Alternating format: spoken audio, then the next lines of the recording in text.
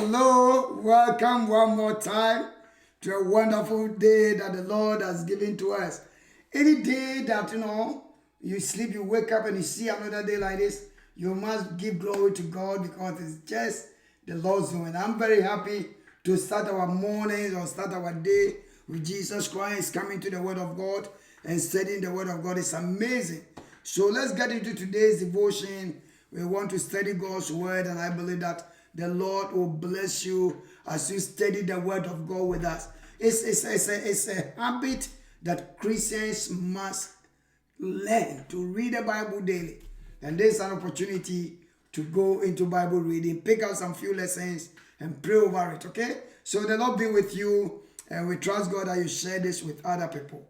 So 1 John chapter 2, we want to do verse 18 to verse number 23. 1 John chapter 2 verse 18 to 23. It says, little children, it is the last hour. And as you have heard that the Antichrist is coming, even now many Antichrists have come, by which we know that it is the last hour. They went out from us, but they were not of us. For if they had been of us, they would have continued with us. But they went out that they might be made manifest that none of them were of us. But you have an anointing from the Holy One, and you know all things. And I'm not writing to you because you do not know the truth, but because you know it, and that no lie is of the truth. Who is the liar? Who is a liar? But he who denies that Jesus is the Christ. He is Antichrist, who denies the Father and the Son. Whoever denies the Son does not have the Father either. He who acknowledges the Son has the Father also. Amen? That's wonderful, oh God. I just wanted to go on and go on and go on, but I believe that we have so much to deal with in this verses of Scripture. So why don't we look at it? See, one more time, the introduction is little children. And John loved that particular phrase. He was an elderly man, an aged man, writing this letter. So he loved this phrase, little children. And the church says it's the last hour. And that's one of the things we have to know. It's the last hour. During their time, they knew they were in the last days. The thing we call the last days or the last hour began from the time Jesus Christ came. In the first, to the time he will come again. So for Jesus first coming, so he comes again. This period is what the Bible refers to as the last days or the end time. And the last hour means we are at the end of it, the tip of it. Okay? So literature is the last hour. And I want you to know that Paul normally would say to us that hey, in the last days, perilous time will come. In Romans chapter 13, he said, listen, it's hard time for you to awake out of our sleep. For now, our salvation is nearer than when we believe. So always the apostles were encouraging the beloved brethren to know the times in which we are living. We are living and at the end time of the end time of the end time, that the Lord can be there here anytime. And he said, and as you have heard of that, or as you have heard that the Antichrist is coming. Now this is very big.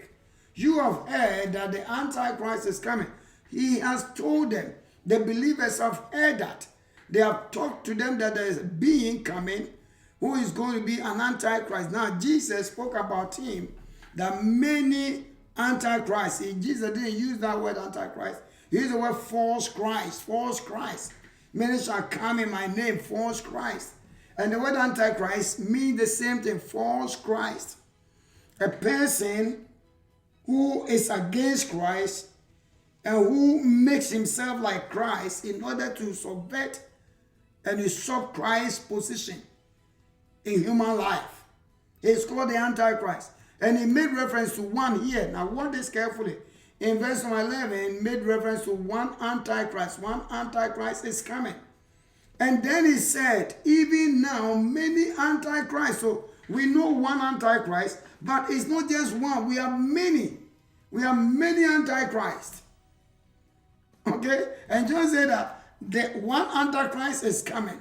But now there are many Antichrists. So please, I want you to know there are so many people who are against Christ in our world today. And that is why we know that we are in the last hour when many people will hate Christ. They hate Christ, they hate the Bible, they hate Christians, they hate God. And wherever you go to, these all people like that are called Antichrist. Remember, it's a plural word. It says, even now, many Antichrists have come. There are so many Christ haters, so many people that hate Christ and hate the cause of Christ now, where they hate Christians. So please, you have to know the world hates you. So here in this world, we don't have Christians, don't have any kind of lasting blessings. The Lord will bless you here and prosper you here, but we look beyond this world because here we still have our challenges because of the many Antichrists who have been unleashed in this last hour. And verse number 19. Now what is Antichrist? Some of these Antichrists, they were in the church and they left the church. Some of these Antichrists were in the church and they left the church. I'm not talking about a particular local church. But sometimes, of course, they all belong to a particular local church. But here, John is talking about the church generally. They went out from us. They just came to the dead, but they went out from us. But they were not of us. Did you get it? They weren't actually, in spiritual sense, they were not part of us. They just came in there, pretending they were part of us. Because if they had been of us, if they were truly part of us, they would have continued with us. The fact that they left, the fact that they must lie, the fact that they have abandoned Christ, the fact that they have abandoned it is an indication that none of them were of us. The proof of genuineness of Christian commitment or Christianity is ability to continue with Christ. One of the proof is your continuity with your walk with Christ. It's not a cut and run thing. It's not like I give my life to Jesus and I do my own thing. No, it's not. That's not it.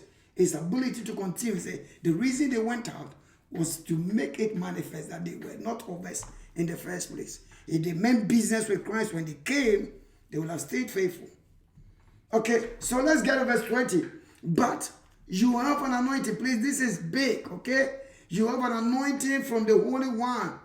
And you know all things. The anointing is the Messiah. The anointing is the Messiah. You have the anointing from the Holy One. The word anointing is also the Holy Spirit. Christ is the anointed one with the anointing. And the anointing, Christ was anointed with the Holy Spirit. He said, you have this inside of you. You have Christ in you, and you have the anointing inside of you, the Holy Spirit inside of you. And you know all things. When he says you know all things, it doesn't mean you are omniscient. That's not what he's saying. That you know all things. Oh, now God is the one that knows all things. If I know all things, that means no. You know everything that we have taught you biblically. The Holy Spirit makes these things known to you. It doesn't also mean that you don't need teachers. And that's why John said, I have written to you not because you don't know it. Peter said the same thing. I am writing to you even though you are established in it. I want to remind you. Paul also says that to write the same thing to you is not a burdensome because it's good for you. Sometimes these apostles, they repeated the truth because they didn't want the Christians to forget. Sometimes you think you know, so nobody have to tell you anything again on that issue, and that's a mistake on our part. When you know, you still need to be assured of and be reminded of it over and over and over, because we're dealing with big issues. They say, I have not written to you because you do not know the truth, but because you know it. Because you know it, that's why I'm telling you again. And I know lie is of the truth. Now let me wrap this thing up because of time. Verse 22 says, who is a liar? Anyone who denies that Jesus is the Christ. Now this is the Antichrist you are talking about. They deny the existence of Christ, or they deny the existence of the Father. And when they accept that Jesus is there, they say Jesus is not God. They say Jesus is just a created being. They say, no. So anyone who denies the Father and the Son, who is a liar? Number one, they deny Jesus Christ. They deny Jesus is the Christ. Watch. They deny that Jesus is not the Messiah. You can use different ways to go to heaven. Once they say that, there's Antichrist. They deny that Jesus is the Christ. Jesus is the Messiah. Jesus is the anointed one. They deny him. That's the Antichrist. And they deny the Father and the Son. Whoever denies the Son does not have the Father. Don't say, I believe in God, and say that I don't believe in Jesus. Anyone that says, oh, I believe in God, like all religions. Oh, I believe in God, and say that I don't worship Jesus. That's a lie. When you acknowledge the Father, you acknowledge the Son. He who acknowledges the Son has the Father also. I thank God for you today. Hold that truth dearly today. We believe in Jesus Christ. We are Christocentric. We are Christ-centered people. Everything about God is all about Jesus Christ. And when a person says against Jesus, he doesn't know God. I pray that God reveal himself to you. Your prayer today is that, Father, help me to know Jesus more and more. And help the truth to be established in my heart, that I will never be deceived, in the name of Jesus. Please, let's have a word of prayer. I've gone beyond time. Father, we thank you so much in the name of Jesus. We appreciate your word to us today. You've warned us many antichrists already in the system, but help us, oh God, to keep ourselves. And one of the things that prove our commitment to you is our ability to continue the truth that we have received from you.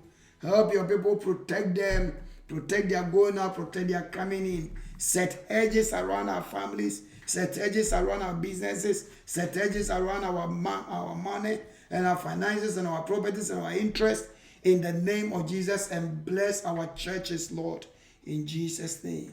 Amen. May God bless you so much in Jesus' name. I believe that you are blessed. The Lord be with you and have a blessed day in Jesus' name. Come your way.